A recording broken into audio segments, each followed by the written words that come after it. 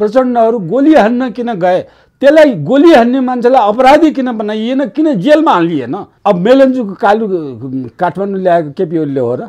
प्रचण्ड भनेको, केपी ओली भनेको, गिरिजा भनेको हत्यारा हुन्, जानमारा हुन्, नेपाली जनताका लुटेरा हुन्। 70-80 अर्ब रुपियाँ स्विस ब्याङ्कमै राखेको छ प्रचण्डले। त्यो भएका विदेशी दलाली गर्नेहरू, अपराध गरेका जम्मै मान्छेलाई जेलमा हुनु मान्छे सत्तामा छन्, रहेको मान्छे हो, इन्डियाको मान्छे हो। इन्डियामा कुनै पनि हेड अफ द स्टेटलाई नदिने सम्मान गिरिजालाई दिएर राखेको छ। बगमफुसे मन्त्रीले बगमफुसे भाषण गर्दैमा पर्यटन बढ्ने होइन। तिनीहरू बदमास हुन्, यिनीहरू चरित्रहीन हुन्, ढङ्गी हुन्, स्वार्थी हुन्, मतलबी हुन्, चोर हुन्, ठग हुन्, लुटेरा हुन्, बलात्कारी हुन्। 3 रुपियाँमा युनिटमा बिजुली नेपालमा पर्याप्त दिन सकिन्छ। यो मेरो रिसर्च पेपर हो। अहिले हाम्रो संविधानले नेपालमा ल्याएको महामूर्ख पटमूर्ख मान्छे मात्रै राजनीतिमा प्रवेश गर्ने ठाउँ बनाएछ संविधानले। मन्त्री कस्तो हुनुपर्छ भने त्यो विषयको देशको सबभन्दा योग्य आउने।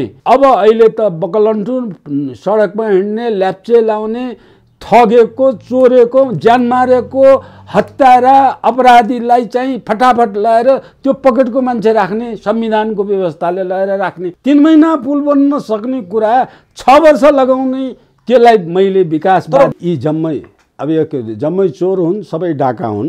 एउटा डाकाले अर्को डाकालाई भनेको। केपी ओलीको उपचार विदेशमा भयो, यहाँ राजाहरूको उपचार वीरस्थलमा हुन्थ्यो भन्ने बेला जनताको छोरो राष्ट्रपति हुने भन्ने, जनताको कतिवटा छोरा राष्ट्रपति हुन्छ? 3-4 जना। बाबुरामलाई, प्रचण्डलाई र गिरिजाप्रसाद कोइरालालाई राजनीति प्राणी नबनाउनु। यो देशमा 5-5 वर्षमा, 3-3 वर्षमा राष्ट्रपति फेरियो भने 25वटा 20वटा राष्ट्रपति हुन्छन्। त्यो 25वटा राष्ट्रपतिले नेपालको जम्मै भयभरको राजस्वले राष्ट्रपति एउटा पाल्न सक्दैन। वीरेन्द्रले भन्छ हात काटेर विदेशीलाई नेपालको शक्ति दिनु भन्दा नेपाली जनतालाई नै मैले शक्ति दिन्छु भनेर बहुदलको घोषणा गरिदिएको हो। नेपालमा जुन पोलिटिकल चेन्ज 36 सालदेखि 47 सालदेखि 52 सालदेखि 63 सालदेखि 72 सालसम्म जति चेन्जेस भए, यो नेपाली जनतालाई सञ्चार माध्यमले बुझाइदिन के पर्यो भने यी एउटा पनि नेपाली जनताले गरेका होइनन्। शिक्षा नभई देश बन्दैन,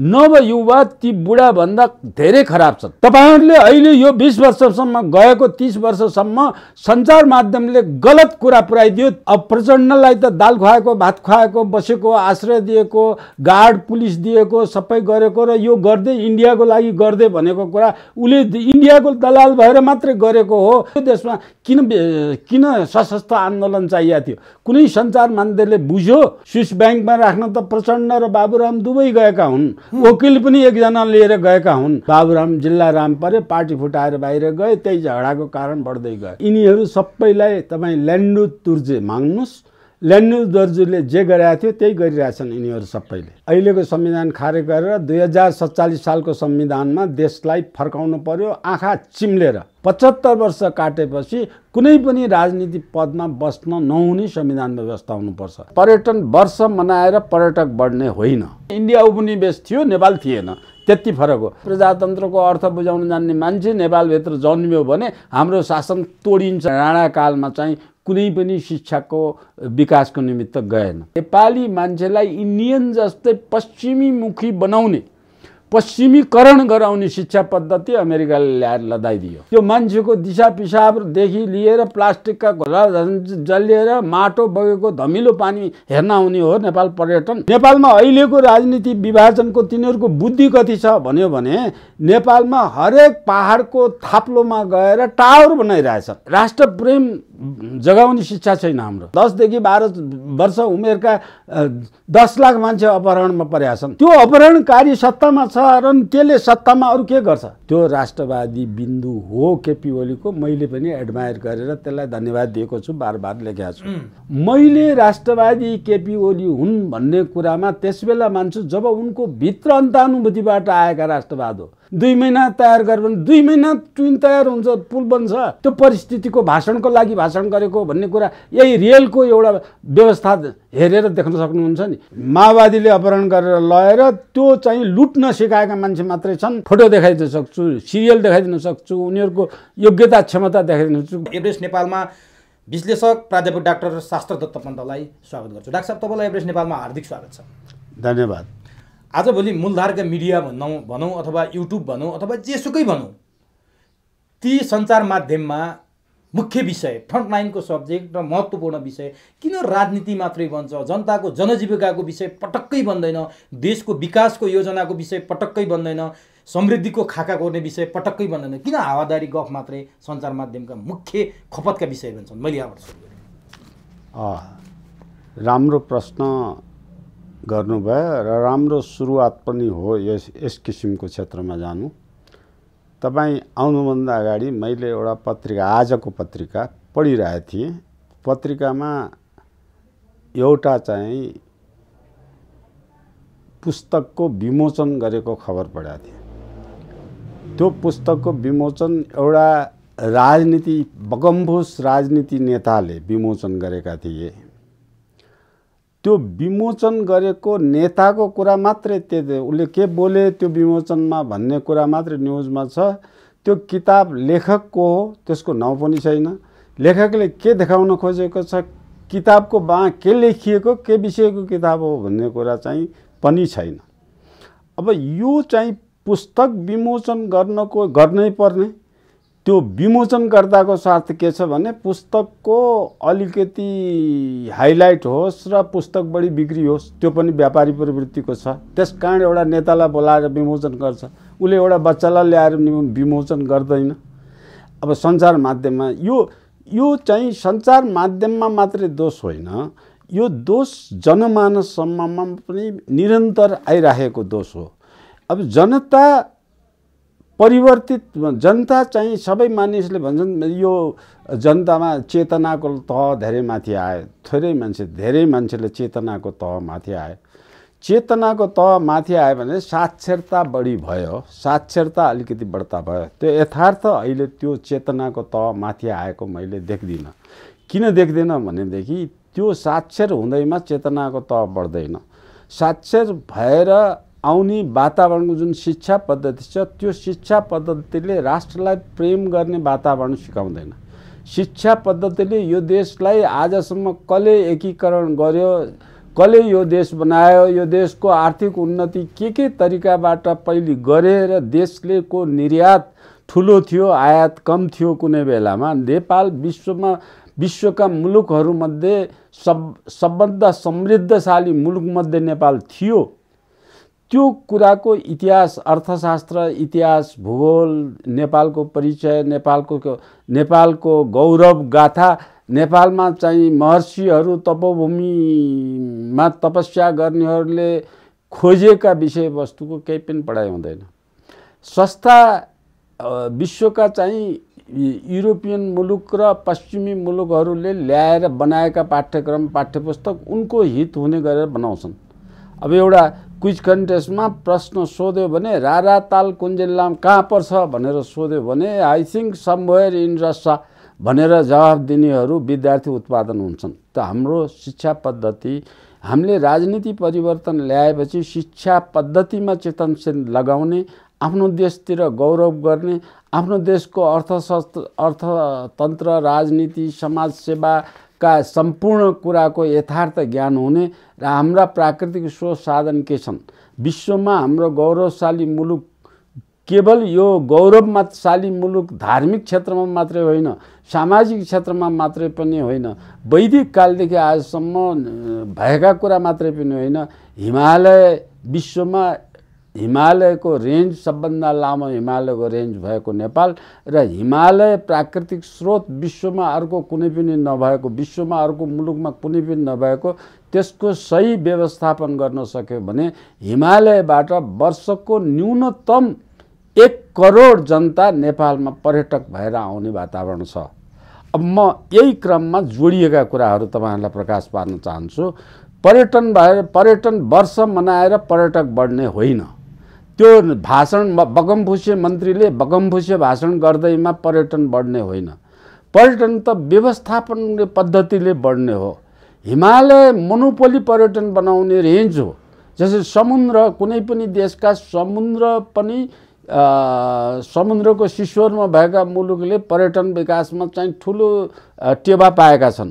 तर समुद्र विश्वका धेरै देशको स्रोत हो। हिमालय चाहिँ विश्वका अर्को कुनै देशको स्रोत होइन, नेपालको मात्रै स्रोत हो।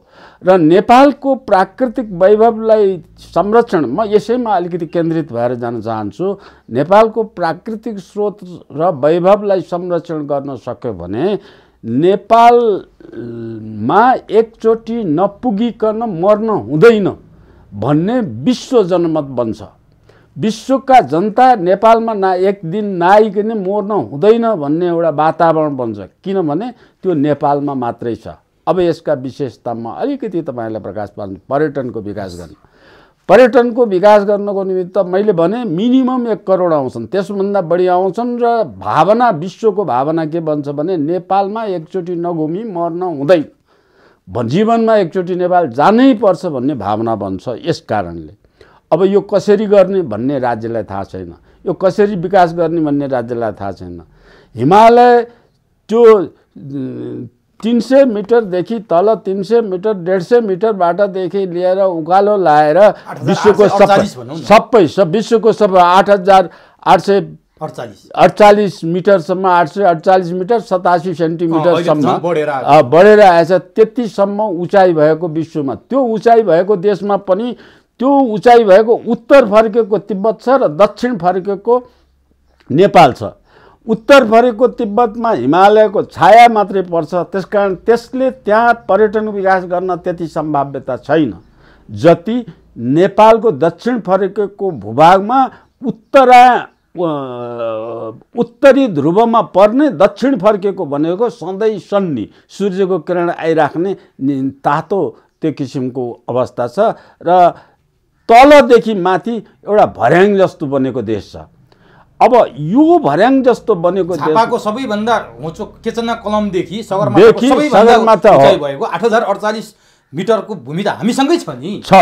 अब त्यो पनि सिँढी जस्तो भएछ र यो सिँढी भएको विषयमा भनेको के अर्थ हो भने यसमा 18वटा क्लाइमेटिक जोन छन्, जबकि नेपाल सबभन्दा अग्लो भूभाग भएको हुनाले 18वटा क्लाइमेटिक जोन नेपालमा छन्। त्योभन्दा कम इन्डियामा छ, त्यसमा 16वटा क्लाइमेटिक जोन छन्। त्योभन्दा कम अस्ट्रेलिया अमेरिकामा 4वटा मात्रै क्लाइमेटिक जोन छन्। त्योभन्दा कम युरोपियन मुलुकमा चाहिँ जम्मा 2वटा मात्रै क्लाइमेटिक जोन, हामी कहाँ 18वटा छ। हामी कहाँ 18वटा छन्। त्यो भनेको हामी कहाँ विश्वका सबै प्रकारका हावापानी हामी कहाँ छन्। अब डाक्टर साहब अब यहाँनिर चाहिँ सबै प्रकारको हावापानी भनेको सबै प्रकारका भिन्न 18 प्रकारका उद्भिजहरू, वनस्पतिहरू, रुख वृक्षहरू हामी कहाँ हुन्छन्। अथवा पृथ्वीमा कुनै ठाउँमा, पृथ्वीमा सबै मुलुकमा नहुने रुख वृक्षहरू, जडीबुटीहरू नेपालमा सबै मुलुकका विश्वमा हुने नेपालमा हुन्छन् र क्लाइमेटिक जोनको कारणले ती चाहिँ उत्कृष्ट गुणस्तरका पनि। अब यस्तो कुरा छ डाक्टर साहब हामी कहाँ, तर हामी सधैँ सुनको कचौरा बोकेर विदेशीसँग भिख माग्ने अवस्थामा। एक्ज्याक्टली त्यही त। त्यो किन भयो भने एक वाक्यमा भन्नुहुन्छ भने नेपाली राजनीति र प्रशासकको नेपालीको सिप। अब यो कुरामा म अलि विस्तृत तपाईँलाई प्रकाश पार्न चाहन्छु। नेपालीमा म्यानेजरियल सिप छैन। एजुकेसनले एक्सपिरियन्स, एजुकेसनले टेक्निकल नोहाउ, टेक्नोलोजी बढाउने खालको नेपाललाई चाहिने टेक्नोलोजीको एजुकेसन सिस्टमै छैन। नेपालको भूगोलले अर्कै बनाएको छ, नेपालको यो माटोले अर्कै चिज मागेको छ, वातावरणले अर्कै कुरा ल्याएको छ, तर हाम्रो शिक्षाले अर्कै कुरा सिकाएछ। अमेरिकाको कुरा सिकाउँछ, युरोपको कुरा सिकाउँछ। युरोपको हाम्रो अरूको कुरा पनि सामान्यतया कृषिको कुरा गरौँ। हाम्रो कृषि र पश्चिमी कृषिमा एकदम फरक छ। नेपालका कृषिविदहरूले ठुल्ठुला डिग्री पश्चिमी मुलुकबाट ल्याउँछन्। नेपालका अर्थशास्त्री योजनाविदहरूले ठुल्ठुला कुरा पश्चिम मुलुकबाट ल्याउँछन्, जुन नेपालको क्लाइमेटिक जोन छन् मेलै खाँदैन। अब उदाहरण एउटा दिउँ तपाईलाई, युरोपमा 2टा मात्रै क्लाइमेटिक जोन छन्। त्यहाँ कृषि पढ्न जाने मान्छेले त्यहाँको माटो उर्वरा छैन र त्यो उर्वरा नभएकोले 10 इन्च नखनिकन त्यहाँको माटोमा छ। वर्षको 1 बाली हुन्छ त्यहाँ, हामीका वर्षका 4 बाली हुन्छ, 3 बाली हुन्छ। हाम्रो माटो 6 इन्चभन्दा तल खन्न पर्दैन। हलोले जोतेर 6 इन्च जोते भने हाम्रो माटो आउँछ। तर युरोपमा पढेर आउने कृषिविदले 10 इन्च गहिराई रोक्ने ठुलो हेभी ट्र्याक्टरले जोत्ने विषय पढाउँछ, त्यो लदाउँछ। अब युरोपमा असफल भएको इन्सेक्टिसाइड पेस्टिसाइड नेपालमा हाल्न लगाउँछ। युरोपमा असफल भएको केमिकल फर्टिलाइजर नेपालमा हाल्न लगाउँछ। त्यो चाहिँ गाई भैँसीलाई हर्मोन इन्जेक्सन दिएर यो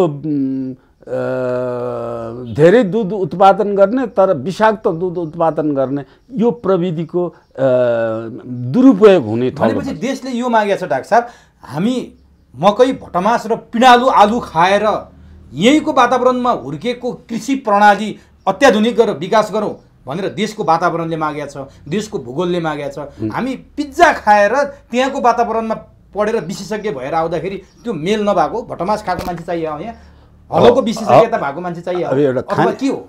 खाने कुरा चाहिँ भूगोल अनुसार मेडिटेरियन भूभागमा बस्ने मान्छेहरूले खाने आहारा र नर्थ पोल साउथ पोलमा बस्नेहरूले खाने आहारा र बीचमा नेपाल इन्डिया जस्तो ठाउँमा बस्नेहरूले खाने आहारा प्राकृतिक रूपमा एकदम फरक हुन्छ। त्यसो हुनाले त्यो भूगोलले मागेको आहारा अनुसार खुवाउने उत्पादन गर्ने शिक्षा पद्धतिले व्यवस्था गरेको हुनुपर्छ। जुन इक्वेटोरियल रिजनमा उत्पादन हुने फलफुल हामी कहाँ हुँदैनन्। हामी कहाँ यहीँ नेपालमै कुरा गर्नु त झापामा हुने केरा चाहिँ जुम्लामा फल्दैन, मुस्ताङमा फल्दैन। झापामा हुने चितवनमा हुने चाहिँ भुइँकटर मुस्ताङ रोल्पा यतातिर फल्दैन। त्यो क्लाइमेटिक जोनले माग गरेको। त्यसो हुनाले मुस्ताङमा स्याउ फलाउने शिक्षा र झापामा केरा फलाउने शिक्षा फरक शिक्षा हुन्छ। त्यही भएर जसरी विदेशमा पढेर विशेषज्ञ भएर एक्सपर्टिज भएर आएका छन् उनीहरू यहाँ काम नलाग्ने भावनाले यस्तो अवस्था भएको हो भने सबैभन्दा पहिले अर्थमन्त्री बन्नु पर्यो भने पनि विदेशमा पढेर आएको अर्थमन्त्री नेपालमा चाहिँ अनि उदार अर्थनीति ल्याउँछ। हामीलाई उदार अर्थनीतिको खाँचो छैन, हामीलाई पकेट इकोनोमीको खाँचो छ। हाम्रो देशले पकेट इकोनोमी बनाएछ। थोरै तपाईको सिस्नोको खेती गरेर जङ्गलमा भएको सिस्नोलाई पौष्टिक आहारामा कसरी लैजाने, मध्यवर्ती हिमालयमा गरिने कोदो खेतीलाई पौष्टिक आहारामा कसरी लैजाने, हिमवर्ती इलाकामा हुने फापरलाई पौष्टिक आहारामा कसरी लैजाने। अब यो चिजलाई हाम्रो कृषिले ल्याउँछ। त्यसकारण हाम्रो कृषि हो, हाम्रो कृषिको पद्धति हो, कृषि उद्योग होइन। पश्चिमाको कृषि उद्योग हो। आज पनि तपाईँ न्युज पेपरमा चाहिँ कृषि उद्योगमा आजको न्युज पेपरमा पढ्नुभयो भने गुल्मीमा कृषि व्यावसायिक कृषि गर्नेको लागि चाहिँ बिना धितो ऋण दिने भनेको छ। त्यो पश्चिमी प्रभाव हो। व्यावसायिक कृषि गर्नेलाई भन्यो तपाईले टमाटर फलाएर बेच्नको लागि मात्रै टमाटर फल्ने। हाम्रो कृषि जीविकोपार्जन कृषि, हाम्रो पूर्वी नेपालको कृषि पद्धति, नेपाल इन्डिया बङ्गलादेश यो बेल्टको कृषि पद्धति जीविकोपार्जन कृषि भनेको तपाईको आफ्नो खेतको प्लट हुन्छ, एउटा घरको एउटा खेतबारीको जग्गा हुन्छ। त्यो जग्गामा आफ्नो घर परिवारलाई 1 वर्षसम्म खाना पुग्ने चाहिने के चिज हो, आफ्नै बारीमा सबै उत्पादन गर्ने। हाम्रो जीविकोपार्जन भनेको सुन्तला अब फलफुलको त्यो क्लाइमेटिक जोनमा हुने फलफुलमा आफूलाई वर्षभरिमा चाहिने सिजनल फलफुल खाने चाहिँ फलफुल बारीमा उब्जन्छ। डाइकोटिलिडन यो द्विदलीय पदार्थ गेडागुडीहरू आफ्नै बारीमा जे स्वादको हुन्छ। धान पनि एउटै घरले 25 किसिमका धानको खेती गर्छ एक गरामा। अब सिरिमला खाने धान, चामल भात खाने धान, चाडबाडमा खाने धान, अनदीको चाहिँ त्यो उखाने धान, तीजमा चाहिँ चाड मनाउने धान, यो हिसाबले त्यसको हिसाब फेरि के छ भने कुन सिजनमा के खाँदाखेरि स्वास्थ्य बलियो हुन्छ, स्वास्थ्य राम्रो हुन्छ, त्यो हिसाबमा चाडबाड बनेका छन्। चाडबाडको हिसाबले अन्नबाली उब्जा हुन्छ। अन्नबालीको उब्जाको पहिलो प्राथमिकता के हो भने आफ्नो परिवारलाई 1 वर्ष पुग्ने चिज आफै उत्पादन गर्ने। तर व्यावसायिक खेती गर्नु नराम्रो त होइन होला नि, मनज्ञ आम्दानी गर्न त चाहन्छ किनभने नेपाल कृषि प्रधान देश भनेर भनिन्छ। हो, कृषि प्रधान देश भनेको मैले भनेको हो, तपाईले भनेको कृषि प्रधान देश होइन। अब मैले भनेको कृषि प्रधान देश के हो भन्दाखेरि कृषि नेपालमा 2 थरी हुन्छ। अब नेपालमा एउटा कृषि जीविकोपार्जन कृषि, एउटा पनि घरबार त्यस पद्धतिमा एउटा पनि घर नभएको परिवार हुँदैन, एउटा पनि जग्गा नभएको परिवार हुँदैन, एउटा पनि आफ्नो पेट पाल्न नपुग्ने जग्गा भएको पनि हुँदैन। नपुग्नेले दुईजना मिलेर हलगोरु नारेर दुईटा हलगोरुले जोत्छ। गोरुले किन जोत्नुपर्छ हाम्रो देशमा? अहिले ट्र्याक्टर आयात भएछ। तपाईँले यसलाई अलिकति जस्टिफाई गर्न दिनुहोस् मलाई। ट्र्याक्टर चाहिँ जापानमा बनेको ट्र्याक्टर आएछ, चीनमा बनेको आएछ, इन्डियामा बनेको आएछ ट्र्याक्टर। ठुलो फार्म हुनेलाई ठुलो ट्र्याक्टर आएछ, पहाडमा काँधमा बोकेर लैजाने ट्र्याक्टर घरै किनेर ल्याएछन्। ट्र्याक्टर जोत्दाखेरि के हुन्छ, एउटा हलोले जोतेको जतिको ठिक्क मार्गमा नजोत्न सक्छ, दोस्रो त्यो सानोले जोत्न पनि सक्छ त्यो हिसाबले। तर त्यो ट्र्याक्टरले जोत्दाखेरि ट्र्याक्टरको किन्ने पैसा विदेश जान्छ। नेपालमा त्यही पनि ट्र्याक्टर बनाएको छैन। कृषि औजार कारखाना त्यो ट्र्याक्टर बनाउनु भनेर तयार गरेको हो, तर चाहिँ यो अहिलेको दलीय राजनीतिले हतपत त्यसलाई बेच्यो र विनाश गर्यो। त्यो बेचेर विनाश गरायो भने इन्डियाका ट्र्याक्टर उद्योगहरूलाई प्राथमिकता गयो त्यसले, अथवा अरू देशका ट्र्याक्टर उद्योगलाई गयो। अब ट्र्याक्टरको पैसा विदेश गयो। ट्र्याक्टर चलाउने डिजेल, मट्टितेल, पेट्रोल जे हो त्यो नेपालमा विदेश गयो। अब त्यो विदेश मात्र गएन, ट्र्याक्टर आएपछि गोरु पाल्न छोडे। गोरु नपालेपछि गाई पनि, गोरु जन्माउन चाहिने गाई पनि पाल्न छोडे। गाई भैँसी गोरु राँगा नपालेपछि त्यो खेतमा मल छैन। मल नभएपछि उब्जानु कम घट्छ, अनि उब्जानु घटेपछि रासायनिक मल हाल्छ। रासायनिक मलबाट उत्पादन भएको चिज गएपछि जोइन्ट पेन नेपालभरिका सबै मान्छेलाई घुँडा दुख्ने, छाती दुख्ने, आँखा दुख्ने किसिमको भइरहेको छ। त्यसले पल्युसन, अहिले तपाईँले काठमाडौँमा आज यत्रो धेरै पल्युसन भएछ, त्यो वन विनाश भएर भएको छ। वन विनाश भएको कारणले पल्युसन भएको छ। अनि त्यो पल्युसन चाहिँ अहिले त्यो डिजेल पेट्रोल गाडीको अनायास नेपालमा एकैचोटि 30-40 लाख गाडी आएर त्यो पनि कन्ट्रोल रहित, कुनै चाहिँ संयम बाहिर गएर मनपरी चलाउने अवस्थाबाट आएछ। नेपालको जम्मै भिड, पहाड, पोखरा यो विकास भनेर भत्काइएको छ। भत्काइएकोले नेपालमा सिल्टिङ भएको छ। सिल्टिङ भएर नदी प्रदूषित भएछ, खाने पानी जम्मै दूषित भएको छ। अब त्यो दूषित नेपालमा यो दूषित भएर प्लास्टिक आयातित प्लास्टिक जुन छ, प्लास्टिकले नदी जम्मै फोहोर बनाएको छ।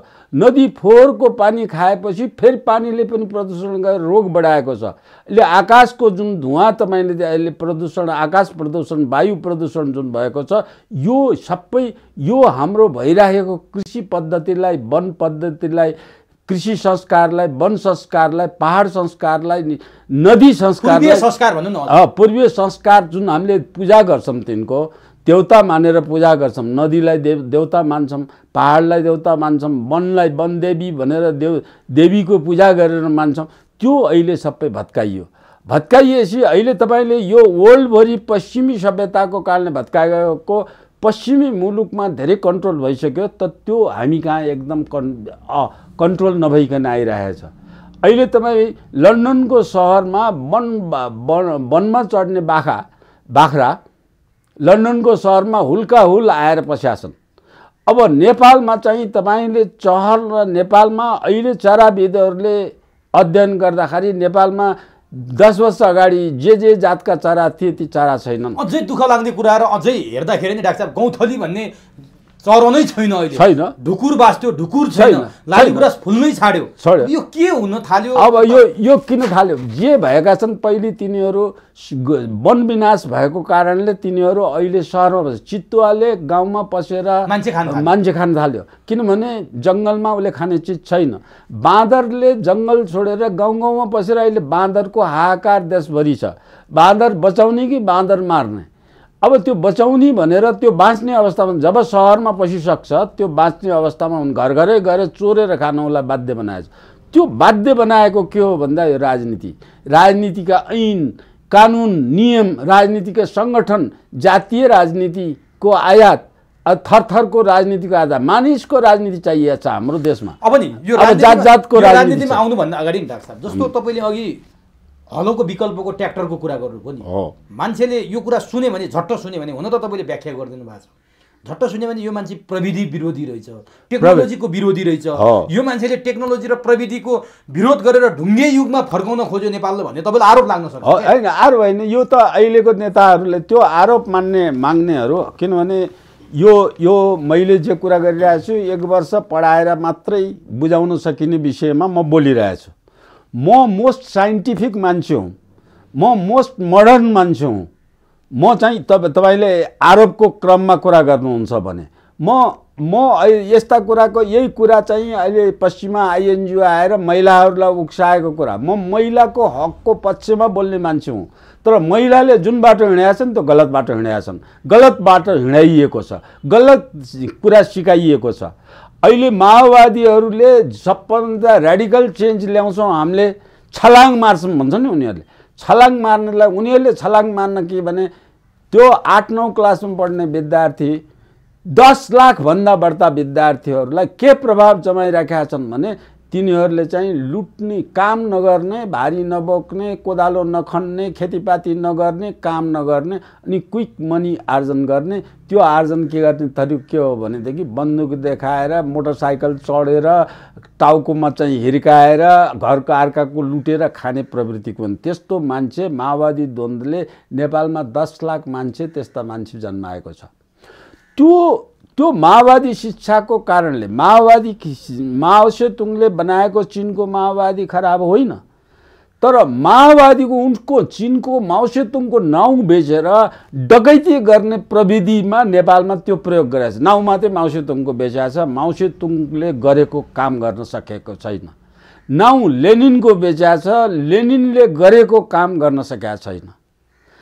नाउँ कार्ल मार्क्सको बेचेको छ, कार्ल मार्क्सको नाउँ बेचेको छ। लिबरल इकोनोमी अमेरिकाको, युरोपको कुरा नेपाली काङ्ग्रेसले पनि बेचेको छ। नेपाली काङ्ग्रेसले क्यापिटलिजम के हो, डेमोक्रेसी के हो भन्ने नै बुझाएको छैन।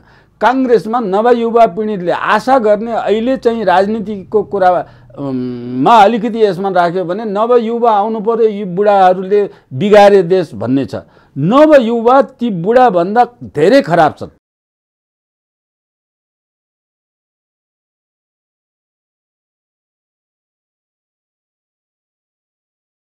मैले नवयुवामा मानिएका, अब म मान्छेको नाउँ भन्न छोडेँ, मान्छेले बुझिहाल्छन्, अलङ्कार बुझिहाल्छन्।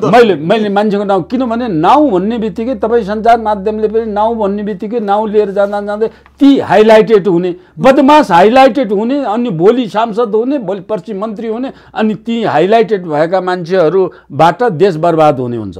त्यसकारण तिनको नाउँ लिने होइन, तिनलाई कुनै समारोहमा बोलाउने होइन, तिनको हातबाट कुनै उद्घाटन गर्ने होइन, उनको केही पनि गर्ने होइन। तिनीहरू बदमास हुन्, यिनीहरू चरित्रहीन हुन्, ढङ्गी हुन्, स्वार्थी हुन्, मतलबी हुन्, चोर हुन्, ठग हुन्, लुटेरा हुन्, बलात्कारी हुन् भन्ने कुराले मात्रै प्रभाव पारेर नोटोरियस प्रभाव पार्नु परेको छ। यी दलका सबै मान्छेहरूलाई आउनेलाई यी खराब हुन्, यसबादी सावधान हुनु है, यो घरमा आउला भन्ने कुराको आयो भने ढोका बन्द गर्ने वातावरण यदि मतदातासम्म हामीले यो पुर्यायौँ भने नयाँ चाहिँ हामीले जन्माउनुको निमित्त शिक्षा पद्धति पनि बदल्नुपर्छ, स्वास्थ्य पद्धति पनि बदल्नुपर्छ। सुरुमा डाक्टर साहबले भन्नुभएको थियो शिक्षा पद्धति, जसरी अहिलेको यो बिग्रेको सबै कुरा छ नि यसको मूल जरो शिक्षा पद्धतिमा छ भन्नुभयो नि डाक्टर साहब। कहिलेसम्म ठिक थियो? अब धेरै अगाडि जाँदा त धेरै भेक होला। जस्तो राणा शासन पछाडि 17 सालपछिको पञ्चायत र त्यसपछि 46 सालपछिको बहुदलसम्म मान्छेले चाहिँ अलिकति चाख पनि दिन्छन्, त्यति बेलासम्मको कुरा गर्दा उचित पनि हुन्छ। यो शिक्षा पद्धति खास कहिलेदेखि बिग्रियो? 2028मा बनेको पछिल्लो शिक्षा पद्धति।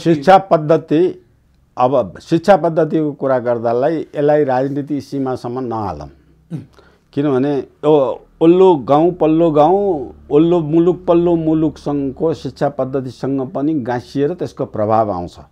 नेपालमा शिक्षाको विकारको प्रभाव चाहिँ सन् 629 देखि जब मुसलमानहरूले नालन्दा, तक्षशिला, विक्रमशिला जस्ता ठुल्ठुला विश्वविद्यालय तोडेर 15,800वटा हाम्रा देशका समेत 15,800वटा विश्वविद्यालय ध्वस्त बनाएपछि हाम्रो शिक्षाको पतन त्यहाँबाट सुरु भएको। हामी आजभन्दा 1318 वर्ष पहिले जति शिक्षामा धनी थियौँ, अब त्यो दिनदेखि घट्दै घट्दै घट्दै आज आएको छ। लर्ड मेकालेले इन्डियामा बलात्कार गरेर चाहिँ शिक्षा पद्धति जुन लदान गर्यो इन्डियामा भन्यो, इन्डिया किनभने त्यो लदान नेपालमा पनि हो आएको हो, बङ्गलादेश। इन्डियामा किन भन्यो भने इन्डिया उपनिवेश थियो, नेपाल थिएन। त्यति फरक हो। तर त्यो चाहिँ सीमा त खुला छ नि, हाम्रो अब शिक्षा त त्यसरी रोकिन्छ। त्यसकारण हाम्रो विकार चाहिँ अर्को विकार इसाई संस्कार, मेकालेको एजुकेसन पद्धतिबाट इसाई संस्कार ल्याए, अङ्ग्रेजीलाई अनिवार्य पढ्नुपर्ने बनाए, त्यो देशको शासन व्यवस्था अङ्ग्रेजी भाषामा अहिले पनि इन्डियाले गर्नै सकेका छैन। हामीले गरेका छौँ, बरु हाम्रो राष्ट्रिय शासन व्यवस्था त नेपाली भाषामा गरेका छौँ। नेपाली भाषा भनेको संस्कृतको उद्भव, संस्कृतको छोरी हो। इन्डियामा संस्कृतको छोरी हिन्दी छ, तर त्यहाँ अहिले पनि अङ्ग्रेजी शासन छ, अङ्ग्रेजीको भाषामा छ त्यहाँको राज्य व्यवस्था सञ्चालन हुन्छ। त्यहाँको इन्डियामा भएका 18, 20, 14, 15, 16वटा करिब प्रमुख भाषा छन्। ती भाषाबाट 16वटै भाषालाई राज्य सञ्चालन गर्न दियो भने इन्डियामा राम्रो किसिमको पूर्वीय सभ्यताको आउन सक्थ्यो। अब यो चाहिँ चिज बिगार्यो, कहिलेदेखि बिगार्यो भने त्यो बेलादेखि बिग्रियो। अब बिग्रिएपछि इन्डियाबाट राणाकालको एउटा राम्रो कुरा के भयो भने इन्डियाको त्यो भाषा बिगारेको, शिक्षा बिगारेको त्यो किसिमको विकार यहाँ आउन नदिएनन्। तर इन्डियाले त्यो विषयको पढेको शिक्षित इन्डिया भएर शिक्षित भएको मान्छे, बोल्न जान्ने, लेख्न जान्ने, भन्न जान्ने, प्रजातन्त्रको अर्थ बुझाउन जान्ने मान्छे नेपालभित्र जन्मियो भने हाम्रो शासन तोडिन्छ भनेर त्यो शिक्षा पद्धतिलाई अङ्कुश लगाउँदै गयो। राणाकालको खराबी त्यो हो। त्यसो हुनाले राणाकालमा चाहिँ कुनै पनि शिक्षाको विकासको निमित्त गएन। अब शिक्षा त्यसपछि जन्म्यो, राणा हटेपछि शिक्षाको जन्म्यो। त्यो शिक्षा मेकालेको शिक्षा आयो। त्यो शिक्षा जापान गभर्मेन्टले बनाएको पूर्वीय सभ्यताको जापानबाट नक्कल गरेको भए आफ्नो देशलाई के खाँचो पर्छ भने प्रविधि त जापानको राजाले त्यो प्रविधि व्यापक विकास गर्यो। त्यो प्रविधि विकास गरेर सिकेर आएर नेपालमा नयाँ रूपमा शिक्षा ल्याउनुपर्छ भन्ने त जापानमा पढेर आएपछि राजा वीरेन्द्रले मात्रै थालनी गरेका हुन् नयाँ शिक्षाको विकासको निमित्त। शिक्षा नभई देश बन्दैन। शिक्षाको उज्यालो घामबाट कुनै पनि नागरिक वञ्चित हुनु हुँदैन। शिक्षाको थालनी देशभरि एकैसाथ हुनुपर्छ भन्ने राजा महेन्द्रले गरेका हुन्। राजा महेन्द्रले हरेक गाउँ पनि, त्यस बेला त एउटा देशभरि शिक्षै थिएन, थालनी त पहिले कखराबाट, एक क्लासबाट गर्नु पर्यो नि। त्यसो हुनाले हरेक गाउँ पञ्चायत प्राइमेरी मिनिमम प्राइमेरी बन्यो, गुणस्तरको थिएन। त्यसलाई व्यावसायिक बनाउनुपर्छ भनेर अब 2026-27 सालदेखि नयाँ शिक्षा योजना लागू भयो। तर नयाँ शिक्षा योजनामा चाहिँ गुणस्तरहीन नेपालको लागि अनुपयुक्त किन भयो भने त्यो नयाँ शिक्षा योजना नेपाली मान्छेलाई इन्डियन जस्तै पश्चिमीमुखी बनाउने, पश्चिमीकरण गराउने शिक्षा पद्धति अमेरिकाले ल्याएर लदाइदियो। त्यो राजा वीरेन्द्रले रोक्न खोजेका थिएनन्, त्यो खोजेका थिए, रोक्न गाह्रो पनि थियो। किनभने त्यो जम्मै खर्च उनीहरूले बेहोर्छु भनेका थिए। त्यो खर्च त त्यस बेलाको बजेटले, नेपालको बजेटले शिक्षाको खर्च मात्रै उनले नबेहोर्यो भने पुर्याउन सक्ने अवस्था थिएन। भनेपछि सबैभन्दा ब्लन्डर मिस्टेक 2026 पछि जुन 2028 को शिक्षा ऐन बन्यो नि, त्यति बेला यो मिस्टेक भएको? त्यतिखेर मिस्टेक, पुरै मिस्टेक त म भन्दिनँ। त्यतिखेर चाहिँ पश्चिमीकरण गर्ने कुराको पद्धति जुन हो त्यो गलत त्यतिखेर भएको हो। त्यो गलत थाहा पाउँदै नेपालले आर्थिक लदानमा परेको कारणले नेपालले हटाउन नसकेको हो। अब त्यो चाहिँ नेपालमा प्रारम्भिक अध्ययन नेपालको 14 अञ्चलको 16वटा हाई स्कुलमा मात्रै लागू गएको थियो, डेमोन्स्ट्रेटिभ। त्यस बेला खराबी देखिएको त्यो 16वटा मध्ये एउटा मैले सञ्चालन गरेका थिएँ। त्यो 16वटा सञ्चालन गर्ने मध्ये म एउटा थिएँ। मेरो अनुभव तपाईँहरूले यहाँनिर सुन्न चाहनुहुन्छ भने त्यस बेलाको शिक्षा पद्धतिमा अमेरिकाको ट्रेड एजुकेसन अथवा भोकेसनल एजुकेसन भनेर अमेरिकाको सिस्टममा नेपालमा लागू भयो। त्यसलाई युरोपियनहरूले पनि समर्थन गरे। त्यो अमेरिकन सिस्टम नेपालमा लागू भएको नेपालको आवश्यकतामा विपरीत थियो। त्यसमा 4वटा मुख्य थिए। कृषि थियो, अब यो सेक्रेटरियल साइन्स थियो, अब यो हाम्रो कुकिङ, यो व्यवस्था, यी 4वटा vocational education, trade and industry, यो 4वटा भोकेसनल एजुकेसन लागू भएको थियो र विद्यालयले 4 मध्ये 1 चाहिँ लदान भएको थियो। त्यो चाहिँ अनुपयुक्त थियो। मैले अनुपयुक्त थियो भनेको के कारणले भन्नुहुन्छ भने हामीलाई चाहिएको नेपाली खाना पकाउने कुकिङ शिक्षा चाहिएको थियो, त्यसमा पिज्जा पकाउने कुकिङ सिस्टम आयो। त्यो सिस्टममा भोकेसनल एजुकेसनै खराब त होइन नि। यहाँ लागू गर्दा पाठ्यक्रम बनाउने, अमेरिका गएर 2 वर्ष तालिम लिएका आएकाले पाठ्यक्रम बनाए, त्यहाँ के सिकाए त्यही पाठ्यक्रम यहाँ बनाए, त्यहाँ अमेरिकामा जे पढाइ हुन्थ्यो त्यो पढाउने जे बनाए अनुसार पकाउने कुरा नेपालमा के पकाउने भन्ने कुरा पढाइएन के। ढिँडो पकाउन सिकाउनु पर्थ्यो, गुन्द्रुक पकाउन हो त्यसको रिसर्च गरेर त्यसमा ढिँडोमा के इन्ग्रेडियन्ट छ, गुन्द्रुकमा के छ भनेर। तपाईँ र मैले यो कुरा गऱ्यौँ भने फेरि अर्को आरोप के लाग्न सक्छ भने विश्व नै ग्लोबल भिलेजको कन्सेप्टमा गइसक्यो, गाउँ बनिसक्यो, यति साँगुरो बनिसक्यो, अहिले पनि नेपाली खानाको, नेपाली पहिरनको कुरा गर्ने र्याडिकल सङ्कीर्णवादी सोच भएका भन्न सक्छन् है हामीलाई। यसमा के भन्नुहुन्छ? त्यो त पागलपना हो, त्यो अवैज्ञानिक कुरा हो। त्यो अवैज्ञानिक कुरा गर्नेसँग मूर्ख कुरा गर्नेसँग केही पनि लाग्दैन। अहिले ग्लोबल भिलेज भयो भने मेडिटेरियनमा फल्ने फ्रुट यहाँ काठमाडौँमा फल्छ। काठमाडौँमा जुम्लामा अहिले मुस्ताङमा तपाईँले लाउने बक्खु नलाएर तपाईँले त्यो सिङ्गापुरमा लाउने फारफारे एउटा हाफ सर्ट कमेज लाएर हिँड्नु मिल्छ? जुम्लामा गयो भने के लाउनु? बक्खु लाउनु पर्छ, त्यो उनले लाएको कपडा लाउनु पर्छ, टाउको डम्मै छोप्नु पर्छ। त्यो मिल्ने चाहियो नि हामीलाई। यो कुरा नि जस्तो पश्चिमाहरू त्यो शिक्षा पद्धति हामी कहाँ किन लाद्न चाहन्थे? के थियो इन्ट्रेस्ट? अब लाद्न किन चाहन्थे भने उनीहरूले उदार अर्थनीति, अहिले लाद्न चाहेको त्यो शिक्षा पद्धतिको प्रतिफल गोरा महान भन्ने पद्धतिको विकास भयो।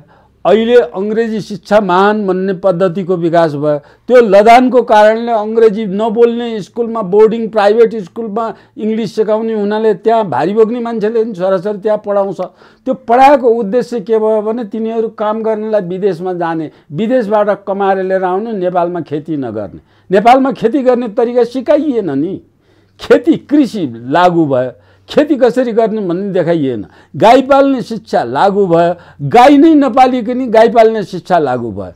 अब म के चाहन्थेँ भने म त्यही शिक्षाको लागि मैले 36 सालपछि 31 साल 5 वर्ष मैले काम गरेँ। यो असफल शिक्षा पद्धतिलाई त्यसको विरोधमा म लागेँ। विरोधमा लागेर मैले जाहिरै छ शिक्षा सेवै छोडिदिएँ, मैले सेवै गरिनँ।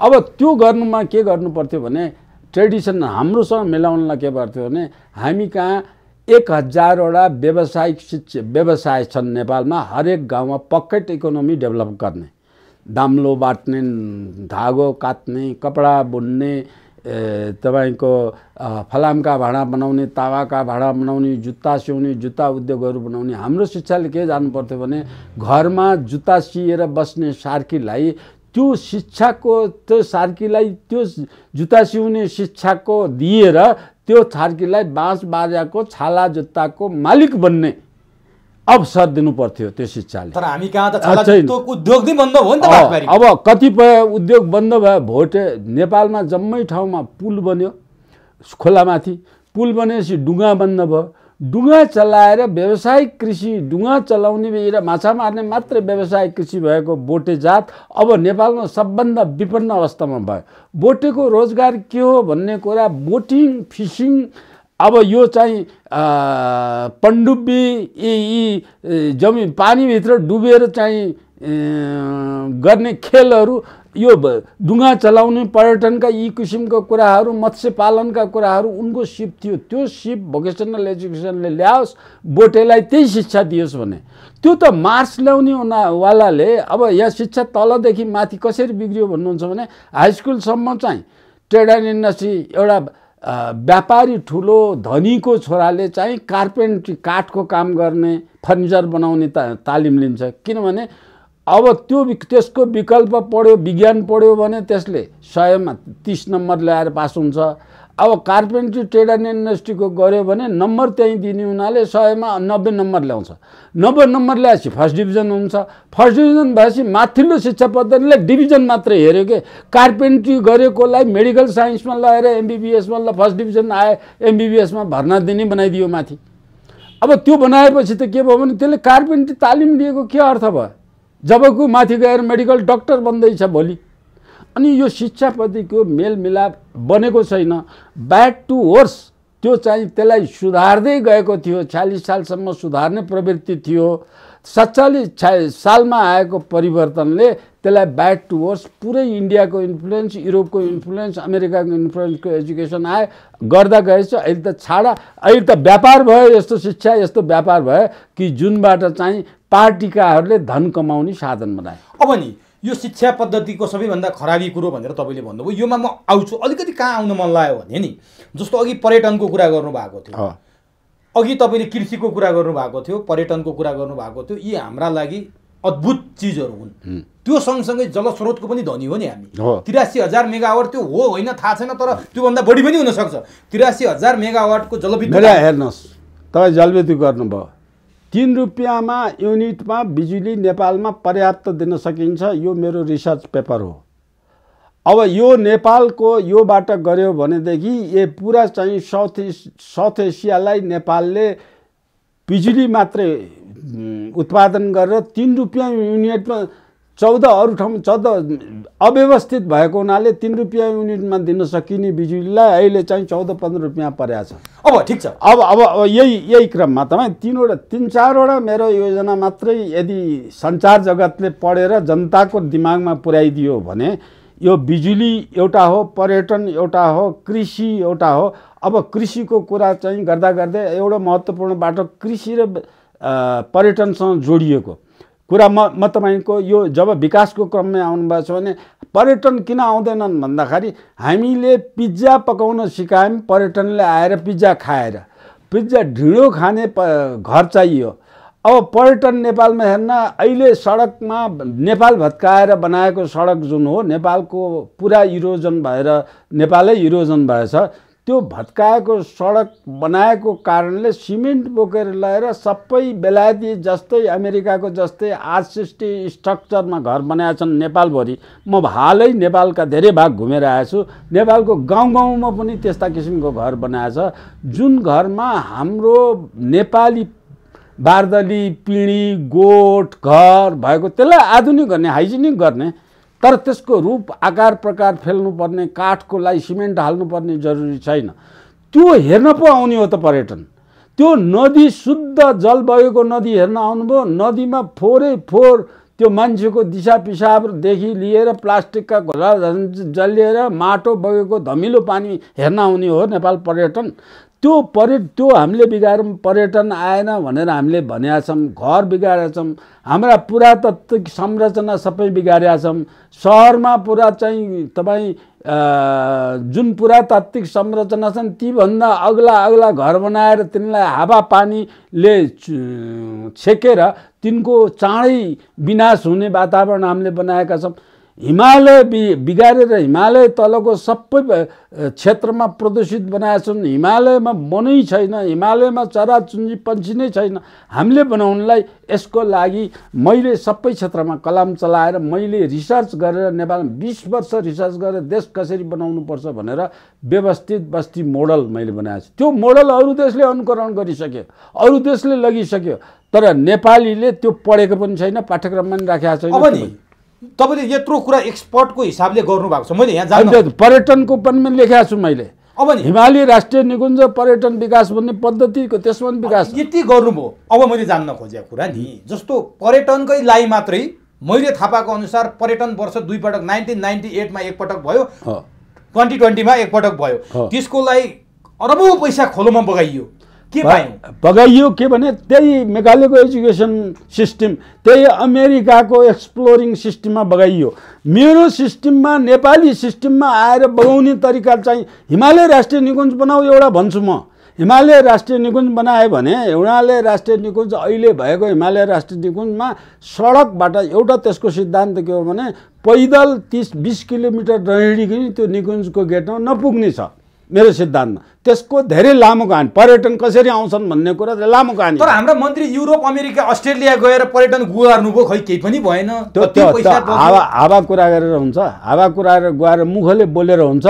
अब गिरिजा प्रसादले, तपाईँले भन्नुहुन्छ गिरिजा प्रसादले रियो डी जेनेरियोमा गएर वर्ल्डमा पल्युसन वर्ल्ड इन्भाइरोमेन्टको कुरा, वर्ल्ड डिग्रेडेसनको कुरा गरेर आएर नेपालमा आएर नेपालका सबै पहाडमा चाहिँ मैले मोटर बाटो पुर्याउँछु भनेर त्यो डिस्ट्रिक्ट आउने बित्तिकै उसले केही बुझेर आएकै छैन, त्यहाँ गएर मात्रै आएको छ। अब नेपालमा अहिलेको राजनीति विभाजनको तिनीहरूको बुद्धि कति छ भन्यो भने नेपालमा हरेक पहाडको थाप्लोमा गएर टावर बनाइरहेछन्। त्यो टावरले पर्यटन आउँछ, पर्यटन पहाड टावर भनिएको छ। प्रधानमन्त्रीको जिल्लामा मात्रै 1.5 अर्बको भ्यू टावर। अब एउटा भ्यू टावरको देशभरिमै बनाउनु पर्ने बजेट पहिलो प्राथमिकता भ्यू टावरमा छ। अब एउटा कुरा तपाईँहरू सबै सञ्चार माध्यमले नेपाली जनतालाई बुझाउने गर्यो भने हामी नेपाल जम्मै टावरै टावरको देश हो के। हाम्रा लाखौँ टावर छन्, ती हरेक पहाडको चुचुरो आफै इटसेल्फ इज ए टावर। त्यहाँ फेरि निर्माण गरेर अर्को किन बनाउनु पर्छ? त्यो फर्केर आएर त्यहाँ बस्ने हो। त्यहाँ चाहिँ एउटा नेपाली डिजाइनको, नेपाली कलाकारिताको, नेपाली आर्किटेक्चरको बस्ने खाने ठाउँ बनाऊ बरु, त्यो किसिमको कुरा। अब राष्ट्रिय नीति, वन नीति र पर्यटन नीति कन्ट्राडिक्टरी छ। मैले किताबमा लेखेको छु हेलिकप्टरबाट यो टप पहाडको थाप्लो रिसोर्ट बनाउने, यो सडक बन्या ठाउँमा होइन। हेलिकप्टर राख्न दिने, भन्सार छुट दिने, हेलिकप्टर राख्न दिने, हेलिकप्टर एउटा थाप्लोबाट अर्को थाप्लोमा टुरिस्ट जाने बनाउने। यो हिमालय केबल कारको सिस्टम आछ नि, यो कतिको उपलब्धि? एकदम। तपाईहरुले मेरो किताब पढ्नुस्, व्यवस्थित बस्ती र गाउँ विकास। मैले चाहिँ यो बाटो बनाउन हुन्न भनेर लेखेको छु। कुनै पनि बाटो 75 जिल्लाको सदरमुकाम जोड्ने बाहेक अरू बाटा बनाउन हुन्न, किनभने नेपाल फ्रेजाइल माउन्टेन हो, एकदम कमजोर पहाड भएको। अब बुलडोजरले त्यो बाटो पनि बुलडोजरले बनाउनु हुन्न, कोदालो झिना गैँचीले बनाउनु पर्छ। ठुल्ठुला यी क्रेन मसिनहरू लिएर आएपछि भाइब्रेसन भएर पहिरो बाढी जान्छ। नेपालमा चाहिँ मूल जम्मै नेपालका मूल कहाँ हिजो मूल फुटेको थियो त्यो मूलै बन्दछन्, त्यो एकातिर भइसकेको छ। अब यो गर्नलाई राजनीति व्यवस्था नै अभाव सिद्ध त्यो विकासको लागि। अब ठ्याक्कै म आउँछु।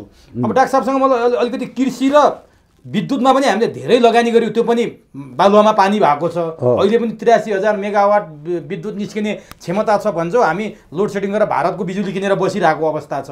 यी सबै बालुवामा पानी भएको छ। म अर्कोमा गर्छु, अर्को एपिसोडमा तपाईँसँग यो विषयमा म विद्युत र कृषिकै कुरा गर्नेछु। अहिले अब यत्रो कुरा नि, जस्तो गिरिजाप्रसादले आएर बाटो खन्न पठाए पहाडका ठाउँमा, हाम्रा पर्यटन मन्त्रीले अस्ट्रेलियामा गएर, युरोपमा गएर, चाइनामा गएर पर्यटकको भिख मागे। त्यो माग्न त आवश्यक थिएन, तपाईँले भने जस्तो काम गरे भए। त्यो त आफै स्वतः आउने हो नि। यहाँ बसेर ठाउँ बनाइदिएपछि, तपाईँ घर बनाइदिएपछि, होटल बनाएपछि ग्राहक आउँछ नि त। तब पाखा सुत्न त आउँदैन हो। अहिले हामी कहाँ चुक्यौँ यी कामहरू गर्न? राजनीतिले नै यो कुरा सबै गोलमटोल बनाइदिए हो। राजनीति